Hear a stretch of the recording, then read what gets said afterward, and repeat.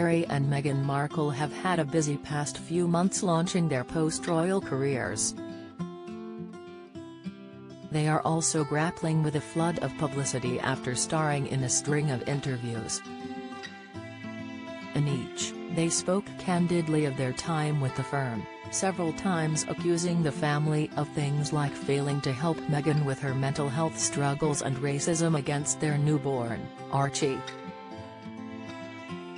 These allegations came during their talk with U.S. star Oprah Winfrey, who is known to be a close friend of the couple.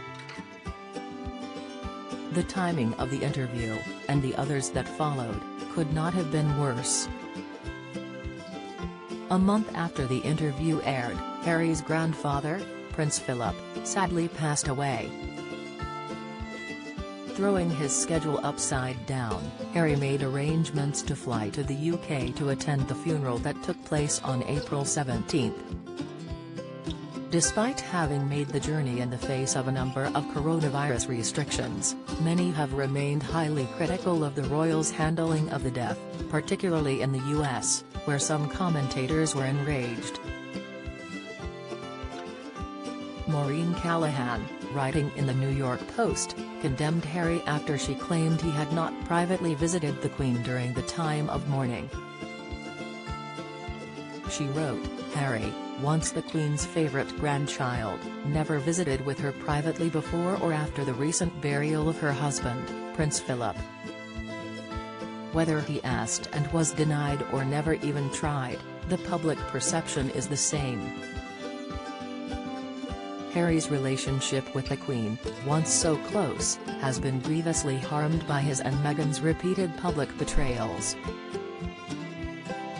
It was initially unclear if Harry would be able to make the long journey from California to the UK. At the time, travelers from the US were required to quarantine for 2 weeks. With Philip's death on April 7 and his funeral just 10 days later, on normal grounds Harry would have been unable to make the funeral. However, due to a caveat in the law, he was able to leave quarantine for a short period of time to see his grandfather off. The rule allowed individuals on compassionate grounds to attend events like funerals even if they have not completed their quarantine. And while Ms. Callahan suggested the Duke did not visit the Queen, others have claimed to the contrary.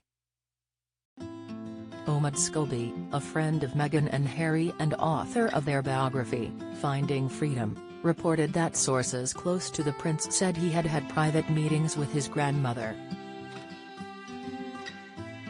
Mr. Scobie, who is also the royal editor for Harper's Bazaar, quoted a source who said the trip broke the ice for future conversations. The source added, this trip was to honor the life of his grandfather and support his grandmother and relatives. It was very much a family-focused period of time. Saturday broke the ice for future conversations, but outstanding issues have not been addressed at any great length. The family simply put their issues to one side to focus on what mattered. However, it is unclear to what extent the breaking of the ice lasted after Harry appeared in an episode of the podcast, Armchair Expert, not a month later. It was here that he blamed his father, Prince Charles' upbringing by the Queen and Philip for having negatively tainted his own childhood, describing it as genetic pain and suffering.